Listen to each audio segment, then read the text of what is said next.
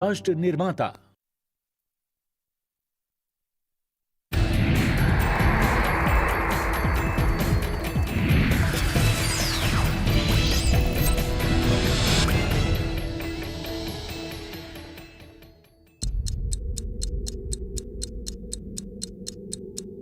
दुनिया भर में पहचान पाने वाले एक तारीखदान और अदीब हैं प्रोफेसर मुशीरुल हसन। मुल्क के बंटवारे, फ़िरका परस्ती और जनूबी एशिया में इस्लाम की तारीख पर प्रोफेसर हसन ने कई किताबें लिखी हैं। प्रोफेसर मुशीरुल हसन आज हमारे रूबरू। मुशीर, आपने 1, 2, 3, 4 मेरे ख्याल में आपने इतनी किताबें लिखी कि आपको खुद अगर मैं एकदम से नहीं, आपको खुद याद नहीं कितनी लिखी। आपने कितनी किताबें लिखी? मैंने काफ़ी किताबें लिखी हैं। नंबर बोलो। अब मुझे नंबर तो याद नहीं है, लेकिन है मैं ना? समझता हूँ कि ऑक्सफोर्ड यूनिवर्सिटी प्रेस से कम 25 किताबें छपी हैं, लेकिन उसके अलावा भी 4-5 पब्लिशर्स हैं। जब तुमने पहली नौकरी की तो जनाब आली आपको कई हजार रुपए महीने पे अरे आपके हमको 200 हैं? 225 या 235 रुपए मिलते थे। दिल्ली यूनिवर्सिटी के कॉलेज में पढ़ाता था, और उसके बाद मेरे ख्याल से 2-3 साल बाद वो रकम जो है लेकिन वो उसी में कॉफी हाउस, हाँ, उसी में रेस्टोरेंट रैम्बल हुआ करता था। रैम्बल था। रैम्बल भी दोस्तों के साथ जाते थे, मोटरसाइकिल भी राजदूत चलाते थे। खवातीन या सिर्फ हजरात? नहीं, खवातीन। मैं तो मिक्स्ड कॉलेज में पढ़ाता था, जिसमें टीचर्स, लेडी टीचर्स भी थी। और मैं तो खैर 19 साल या 20 साल का था जब मैंने पढ़ाना शुरू किया, तो मेरी दोस्ती बहुत से स्टूडेंट्स से भी अपने थी। 9 उम्री में आप जामिया के अंदर दाखिल हुए और आप वहाँ प्रोफेसर रहे, प्रो वाइस चांसलर रहे, फिर आप वाइस चांसलर हुए, और उसके बाद आप वहाँ का बहुत बेआबरू होकर तेरे कूचे से हम निकले। क्या ऐसा लगता है कभी कभी कि जामिया से आपका निकलना गालिब के ये मिसरा उसको डिस्क्राइब करता है? कोशिश तो लोगों ने बहुत की। उन्होंने बहुत सी इंक्वायरीज मेरे ख़िलाफ़ करने की कोशिश की। उन्होंने एक मैसेज यूनिवर्सिटी में ऐसा दिया कि जिसमें लोग मुझसे, और जिसका मुझे बड़ा रंज है, लोगों ने मुझसे मिलना छोड़ दिया। यहाँ तक कि लोग टेलीफोन जो है वो मुझे करने से डरते थे। मुझसे क्या ख़तरा था, मुझसे क्या डर था, ये एक ऐसा सवाल है जो जिसका जवाब मिलना नामुमकिन है। एक सवाल का और जवाब आप दें। क्या ज़रूरी है कि ये माइनॉरिटी कैरेक्टर की यूनिवर्सिटीज़ जो हैं, क्या उनका माइनॉरिटी कैरेक्टर रहे? उसकी क्या हिंदुस्तान में ज़रूरत है? क्योंकि वो मिसअंडरस्टैंड भी की जा सकती हैं। जामिया में माइनॉरिटी कैरेक्टर आया, उस माइनॉरिटी कैरेक्टर से कोई फ़ायदा तो हुआ नहीं। ये अगर आप आम लोगों से जामिया में पूछें तो वो यही जवाब देंगे। तो ये एक ऐसा रेटरिक है जो कुछ मुसलमान सियासतदान, जिनका यूनिवर्सिटी से कोई ताल्लुक़ नहीं रहा है, लेकिन जो इन तमाम इश्यूज़ को एक्सप्लॉइट करते हैं। यानी आपके कहने का मतलब ये है कि ये भी उन टोकनिज्म में से एक है। ये टोकनिज्म है, ये टोकनिज्म ये है। वही टोकनिज्म है, लेकिन ये टोकनिज्म तो एक्सपोज हो गई है ना। टोकनिज्म तो एक्सपोज हो गई है, लेकिन जिस तरीक़े से जामिया तरक्की कर रही थी और उसकी बैनुल अक़वामी एक हैसियत बन गई थी, वो सब ख़त्म हो गई है। जामिया जो है वो इदारा नहीं रहा जिसको डॉक्टर अंसारी या डॉक्टर ज़ाकिर हुसैन या KM अशरफ या इन तमाम लोगों ने जिसको नर्स किया, नर्चर किया, और जामिया के एक मकाम हासिल हुआ। मुशीर, आपकी हिस्ट्रियोग्राफी में उसमें पार्टीशन का एक बहुत ओवरपावरिंग प्रेजेंस है। बिल्कुल। उसकी वजह भी अंदाज़ा हो सकता है, लेकिन मैं चाहूँगा कि आपके अल्फाज में सुनूं। मैं समझता हूँ कि पार्टीशन اور ہندوستان کی آزادی بھی ایک بہت واٹر شیڈ ہے. ہندوستان میں جس طرح سے گنگا جمنی تہذیب شروع ہوئی، ہندوستان میں ہندو اور مسلمانوں نے جس طرح سے کمپوزٹ کلچر کو صدیوں میں بڑھایا اور اس کو پروان چڑھایا، اور پھر ہمارا ایک ایسا جنگ آزادی آئی گاندھی جی کے لیڈرشپ کے تحت جو بنیادی طور پر سیکولر تھی، جو بنیادی طور پلورلسٹ ویلیوز کو، چاہے وہ سبھاش چندر بوس ہوں، چاہے سی آر داس ہوں، چاہے وہ گاندھی جی ہوں، چاہے وہ نہرو ہوں، سریندر ناتھ بینرجی ہوں، ان سب لوگوں نے ایک مولانا آزاد ہوں، ایک سیکولر نیشنلزم کی بنیاد رکھی اور اس کو آگے بڑھایا. پھر کیوں 1947 میں انہی لوگوں کا بٹوارا ہو گیا، انہی لوگوں کی جو پرسیپشنز تھے، انڈرسٹینڈنگ تھی، اس کو ٹھیس پہنچی. ہم لوگ جب گنگا جمنی کی بات کرتے ہیں،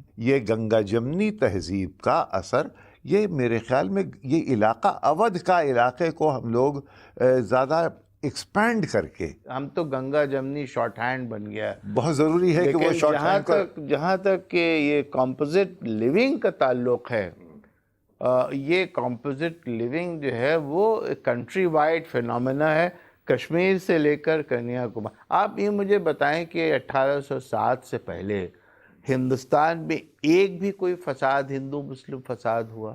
آپ مجھے یہ بتائیں کہ اکبر اور اورنگزیب کی جو نوبیلٹی تھی اس میں راجپوت، مراٹھاز اور دوسرے ہندوز کا کیا پروپورشن تھا ریپرزنٹیشن میں؟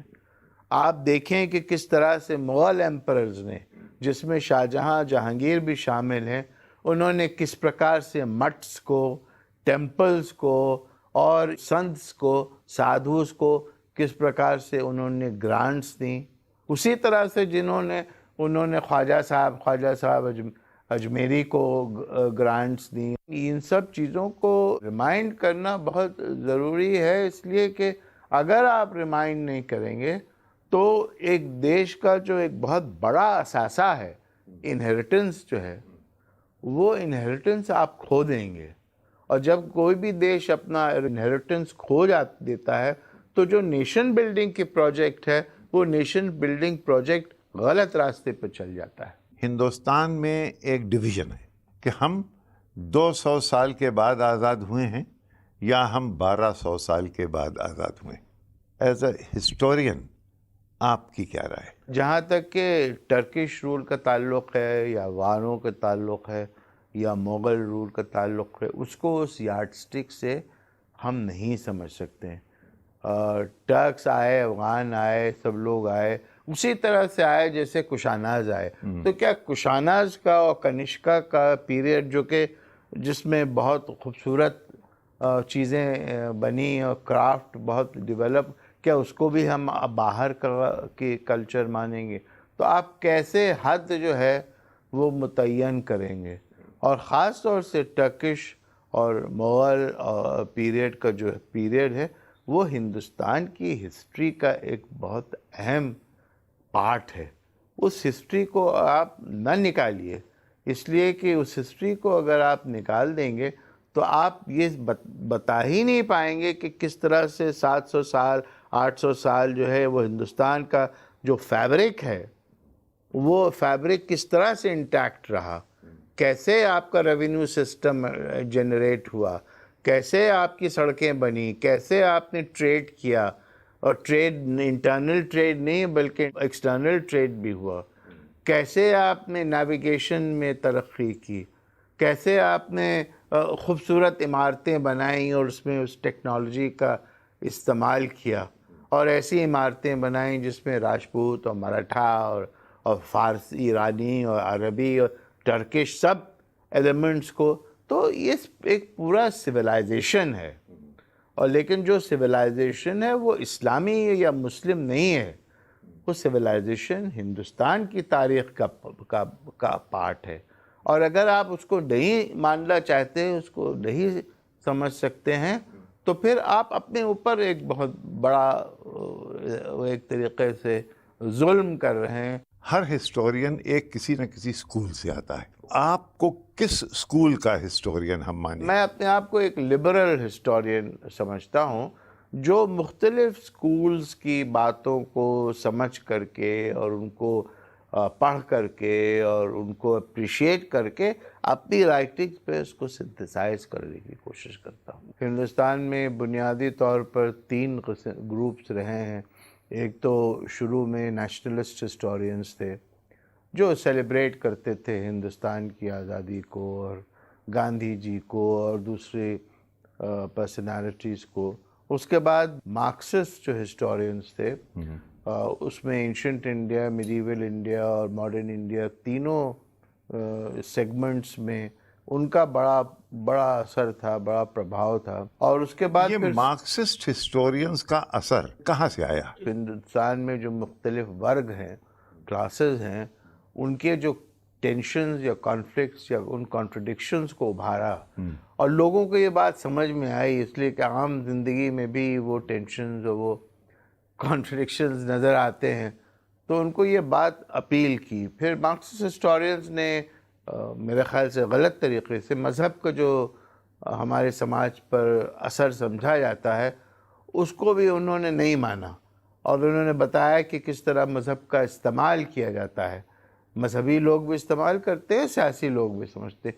یہ بھی بات جو ہے وہ ہم یعنی لوگوں کے سمجھ مذہب میں آتی ہے۔ انہیرنٹلی جی۔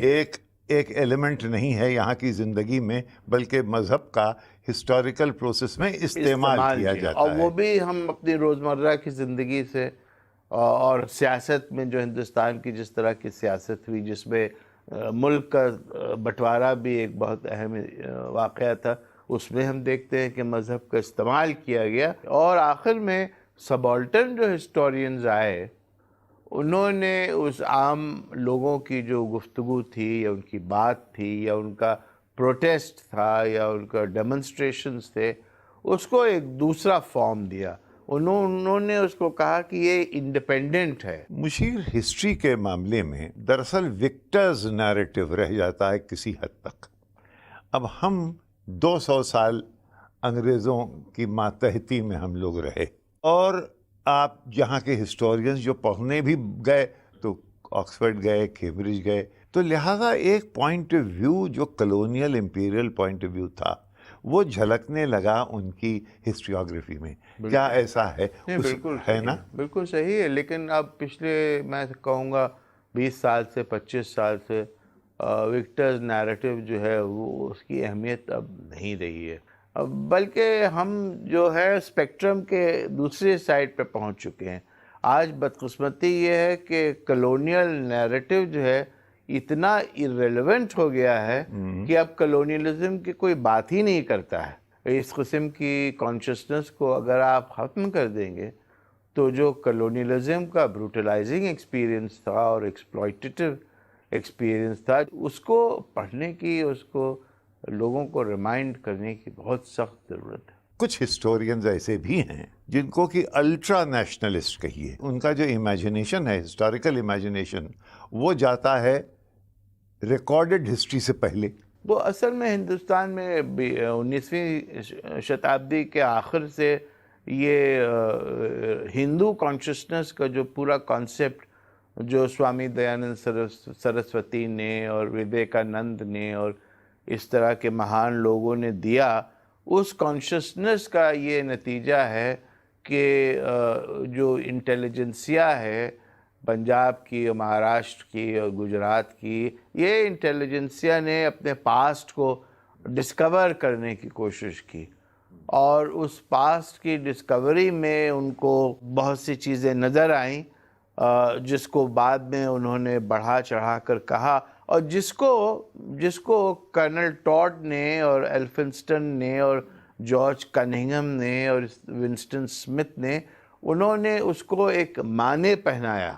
تو راجپوت شیولری کی بات ہوئی، اور مراٹھاز کی خاص بریوری، گیلنٹری کی بات، یہ ایسے متس تھے، اور اسی طرح سے سولجرز میں جاٹس کے، یہ ایسے متس تھے جو انہوں نے انوینٹ کیے، اور وہ متس بدقسمتی سے انٹرنلائز کر لیا، اور جاٹس اپنے کو سمجھنے لگے کہ ان میں کچھ خاص ایسی ان کے جین میں کچھ ایسی خصوصیات ہیں کہ جس کی وجہ سے وہ ہیں جو ہیں. اس میں انگریز کا کیا رول رہا؟ یہی تو انگریزی نے تو یہ امیج پرپیچویٹ کیا ہے.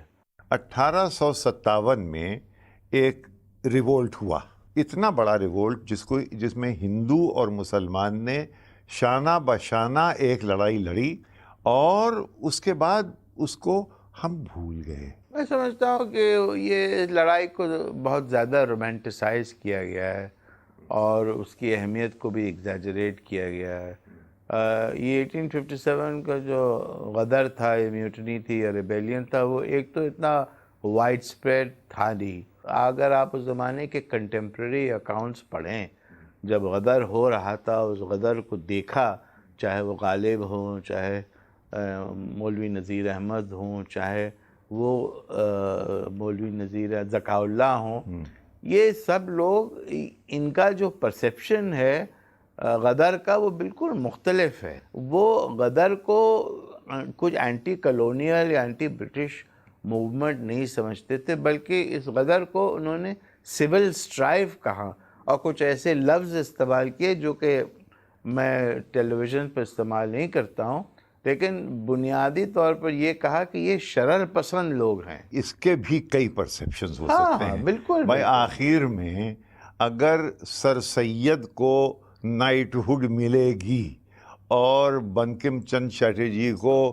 اسی قسم کا ایک ٹائٹل ملے گا، تو وہ ان پہ ایک انگریز کی چھاپ، انگریز کے اپروول کہیں نہ کہیں ان کو حاصل ہو گیا، اور انگریز کا اپروول جنہیں مل گیا، پھر وہ ہسٹری کو اسی نظریے سے دیکھنے لگتے ہیں، اسی طریقے سے اس کو ڈائریکٹ کرنے لگتے ہیں. کیا ایسا نہیں ہے؟ دیکھیے، یہ بہت الطاف حسین حالی بھی اسی وہ نام ہے اسی میں. یہ بہت بڑے لوگ ہیں، یہ تو انٹلیکچوئل جائنٹس ہیں.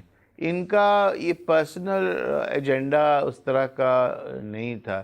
انہوں نے بنیادی طور پر ایک بدلے ہوئے نظام کو دیکھا، انہوں نے اس چینج کو ویلکم کیا، اس ٹرانسفارمیشن کو ویلکم کیا، اور اسی لیے انہوں نے یہ سمجھا کہ یہ انگریز کا آنا بہتر ہے. بہتر ہے. اور یہ جو ایلیمنٹس ہیں، آپ کیا سمجھتے ہیں؟ میں ان کی انڈرسٹینڈنگ سے بہت حد تک اتفاق کرتا ہوں. ہندوستان کے مسلمان کا سب سے بڑا، کیا یہ اس کی پرابلم نہیں ہے کہ انٹلیکچول ایلیٹ جو ایک زمانے میں اس کا سرمایہ تھی، وہ اب ختم ہو گئی ہے؟ ہاں بالکل، انٹلیکچوئل ایلیٹ تو اب تقریباً نہ ہونے کے برابر ہے. ایسا کیوں ہوا؟ پارٹیشن کا ایک بہت بڑا جو نقصان ہوا ہے وہ یہی ہوا ہے کہ جو یو پی اور بہار میں خاص طور سے جو پروفیشنل ایلیٹس تھے وہ پاکستان چلے گئے، اور یہاں جو ہے وہ کچھ نہ بچا. جہاں پارٹیشن کا اثر کم تھا، جیسے کیرلا میں، جیسے کرناٹکا میں، اور چاہے کچھ حد تک گجرات میں، مہاراشٹر میں، تو یہاں ایک ایلیٹ ہے، چاہے وہ چھوٹی موٹی صحیح ہے، اور وہ ایلیٹ جو ہے وہ کلچرلی بھی انٹیگریٹڈ ہے اس علاقے سے، اور وہاں کی زبان سے اور وہاں کے رہن سہن سے. جو اصل مسئلہ ہے وہ مسئلہ یو پی اور بہار کا ہے، جہاں مسلمانوں کی، اور بہت حد تک بنگال کا، جہاں مسلمانوں کی بہت بڑی آبادی ہے. بنگال کا مسلمان ملا کی گرفت میں نہیں ہے. بنگال میں تو ملاؤں کا اثر بہت زبردست رہا، اور اسلامائزیشن کا جو پورا پروسیس بنگال میں ہوا، ایسٹ میں خاص طور سے، اس میں ملاؤں کا بہت بڑا رول رہا. کلرجی کا تو ہندوستان میں کہ مسلمانوں پر اثر جو ہے وہ 19ویں صدی کے آخر سے ہی ہے، بلکہ جب سے ہے، جب دارالعلوم دیوبند بنا اور لکھنؤ میں ندوۃ العلماء بنا، اور اس کی شاخیں جو ہیں پورے ہندوستان میں پھیل گئیں. تو اور یہ تمام لوگوں نے سیاست میں پورا حصہ لیا. خلافت کی پوری تحریک ہوئی جو کہ اتنی بھیانک تحریک تھی. پاکستان کی پوری ایک تحریک تھی، اس تحریک میں دیوبندی اور بریلوی اور یہ تمام لوگ شامل تھے، اور جو بھی موبلائزیشن ہوا پارٹیشن کے خلاف یا پارٹیشن کے فیور میں، وہ موبلائزیشن ملاؤں ہی نے کیا گاؤں میں اور چھوٹے چھوٹے قصبات میں، اور قصبات کا پورا سٹرکچر کولیپس کر گیا ملاؤں کے انٹرونشن سے۔ آپ یہ کہہ رہے ہیں کہ آپ صاحب ان کی گرفت سے بچ نہیں سکتے، آپ یہ بھی نہیں کہنا چاہتے ہیں وہ اینٹی ماڈرن ایلیمنٹ ہے؟ میں سمجھتا ہوں کہ ان میں بہت سے سٹل ان کے انفلوئنسز ہیں، اور میرے خیال سے ان کا ایک اہم مشیر رول ہے۔ وہ تھنکنگ جو کہ تصوف سے ہندوستان میں آئی، وہ تھنکنگ جس سے کہ میر و غالب اور اقبال اور فیض اور جوش اور فراق اور یہ مجاز اور ترقی پسند، یہ تھنکنگ جو تھے، بھئی یہ بھی تو مسلمانی ہیں نا، ان کے بڑے اثرات رہے ہیں۔ ان میں لبرل تھنکنگ بھی ہے، ان میں اینٹی کالونیل تھنکنگ بھی تھی۔ کہاں؟ اور پورا پارٹیشن کی مخالفت حسین احمد دیوبندی اور دیوبند کے زیادہ تر لوگوں نے، سوائے اشرف علی تھانوی اور شبیر احمد عثمانی کے، سب نے پارٹیشن کی بہت مخالفت کی۔ اور 1947 کے بعد حسین احمد مدنی اور مولوی کفایت اللہ اور تمام لوگوں نے ایک بڑا پازیٹیو رول ادا کیا انڈین نیشنلزم کو اور اسلامزم کو ریکنسائل کرنے کی۔ اور جماعت العلماء اور جماعت اسلامی دونوں ایسی جماعتیں تھیں جنہوں نے ایک نیا راستہ مسلمانوں کو دکھایا پارٹیشن کے بعد۔ 180 ملین مسلمان اس ملک میں رہتا ہے، ٹھیک ہے، اس کو کون سی دشا، کون سا رخ، کون سی لیڈرشپ انہوں نے دی ہے جس کی وجہ سے اس کو یہ فائدے ہوئے؟ میں یہ سمجھتا، میں اس کو دوسری طرح سے جواب دوں کہ یہ مسلمان، ایک عام مسلمان جو ایک پرسو اپنا کرنا چاہتا ہے، چاہے وہ ٹریڈ کرنا چاہتا ہے، بزنس کرنا چاہتا ہے، یا یونیورسٹی میں تعلیم حاصل کرنا چاہتا ہے، سوال یہ ہے کہ کیا ان جماعتوں نے دے ہیو بین امپیڈمنٹس، کیا انہوں نے مسلمانوں کی مٹیریل پروگریس یا انٹلیکچول پروگریس کو روکنے کی کوشش کی ہے؟ اس کا جواب میرا یہ ہے کہ نہیں کی ہے۔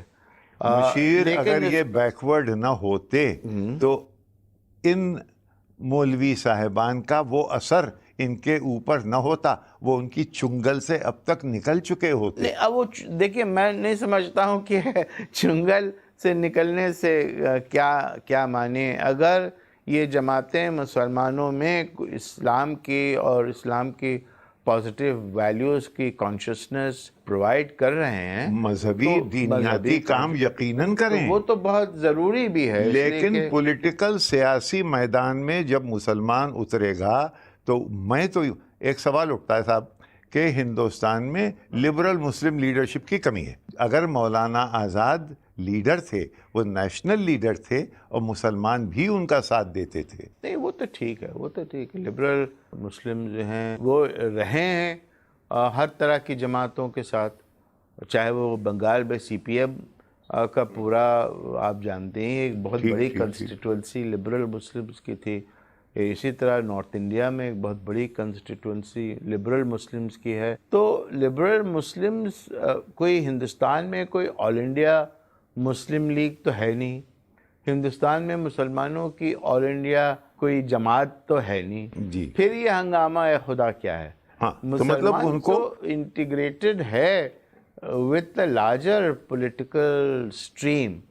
اب اس کو آپ جو ہیں وہ چاہتے ہیں کہ مولوی اس کو آئسولیٹ کر کے پولرائزیشن لایا جائے، وہ ہو رہا ہے بدقسمتی اس میں نہیں، وہ ہو تو رہا ہے، لیکن اس میں رول ان حضرات کا بہت بڑا رہا۔ نہیں، ان کا بھی رول رہا ہے، ان کو بھی اپنے بارے میں سوچنا چاہیے، ان کو بھی اپنے کو ماڈرنائز کرنے کی، وہ سب باتیں اپنی جگہ بالکل صحیح ہیں، لیکن یہ جو پکچر ایک عام آدمی کے ذہن میں ہے کہ یہ جو بھی گاؤن پہن رہا ہے، جو بھی عمامہ پہن رہا ہے، وہ بنیادی طور پر اینٹی ماڈرن ہے، اور وہ بنیادی طور پر ہندوستان کے انٹرسٹ کے ہت کے خلاف کام کر رہا ہے، یہ امیج جو ہے یہ بڑی خراب امیج ہے، اور اس امیج کو بدلنے کی ضرورت ہے۔ ہندوستان کا مسلمان مشیر لبرلزم کی طرف، لبرل آئیڈیل کی طرف رجوع ہے یا اس کے اندر اس وقت جو فضا ہے اس میں کوئی ایکسٹریمزم کا ایک پہلو کہیں دکھائی دیتا ہے؟ میں سمجھتا ہوں بنیادی طور پر ہندوستان کا مسلمان جو ہے وہ صوفیوں کے نقش قدم پہ چلتا ہے، اور صوفیوں کا اثر بھی ہے، اور جو درگاہیں ہیں اس سے وہ بہت کچھ سیکھتا ہے اور اپنی زندگی کو اسی طرح سے بنانے کی کوشش کرتا ہے، اور اسی لیے درگاہیں جو ہیں وہ اتنی اہمیت رکھتی ہیں ایک عام مسلمان کی زندگی میں۔ لیکن یہ ضروری ہے کہ لفظ ایکسٹریمزم کو تو میں نہیں کہوں گا، لیکن ڈسکنٹینٹ اور ڈسسیٹسفیکشن ضرور ہے، اور جو ایک ایوریج شہری کو، مسلمان یا ہے شیعہ ہے یا سنی ہے، بریلوی ہے یا وہابی ہے، اس سے مطلب نہیں ہے، لیکن ایک ایوریج شہری کو جو حکومت سے جو امیدیں وابستہ ہوتی ہیں وہ امیدیں اس کو وہ نہیں ملی ہیں، اور اسی لیے ڈسکنٹینٹ ہے، اسی لیے لوگوں میں ڈس اپوائنٹمنٹ ہے، اور جو ماڈرن اسٹیٹ ہے اس کا ایک بہت بنیادی ایک رسپانسبلٹی ہے، ڈیوٹی ہے، آبلیگیشن ہے کہ وہ ایسے ایلیمنٹ سے انگیج کرے اور ان کی جو ڈیمانڈز ہیں ان ڈیمانڈز کو سمجھنے کی کوشش کرے اور اس کو فلفل کرنے کی کوشش کرے۔ ایک بات بتائیے، اتنی گہری اور اتنی گاڑھی باتیں آپ نے کر ڈالیں جو کہ اردو کے مزاج میں ایک چہل، ایک شرارت، ایک کھیل کود، ایک اللہ تعالیٰ سے بھی چھیڑ خانی جو کہ اقبال کے شکوہ اور جواب شکوہ میں ہے، میر کے ہاں بے پناہ ہے۔ اس لیے کہ یہی اسلامک سماج میں ایک ہمیشہ آرتھوڈاکسی کے خلاف جو ہے وہ ہمیشہ آواز اٹھائی گئی، جس کی وجہ سے صوفی جو سلسلے تھے ان سلسلوں نے بھی وہی ایک راستہ ہے، انہوں نے بھی ملاؤں کو بہت برا بھلا کہا، جس طرح سے ملاؤں نے صوفیوں کو برا بھلا کہا۔ اسی لیے حضرت نظام الدین اولیاء وغیرہ نے ملاؤں کے خلاف بہت کچھ باتیں کہیں۔ اقبال نے تو ایسے اشعار کہہ دیے ہیں کہ اگر میں پڑھوں تو مجھے لوگ باہر اینٹیں پھینکنے لگیں، میں آپ کو سناؤں گا نہیں۔ مثلاً یہی شیخ حرم ہے جو چرا کر بیچ کھاتا ہے، گلی میں بوزرو تلقے ازیرو چادر زہرا، اور یہ اقبال کہہ رہے ہیں۔ اچھا، غالب کا شعر ہے، کل وہ جاتا تھا کہاں میں خانے کا غالب، کہاں میں خانے کا دروازہ اور کہاں باعث، پر اتنا جانتے ہیں کل وہ جاتا تھا کہ ہم نکلے۔ تو یہ تو بہت اس طرح کے irreverence کا جو ایک ہے وہ تصوف سے آیا، اسٹرانگ ٹرینڈ ہے، تصوف۔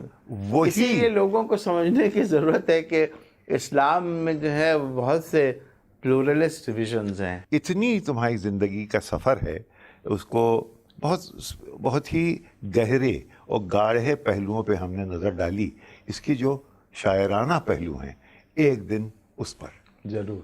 بہت بہت شکریہ۔ بہت شکریہ، بہت بہت شکریہ۔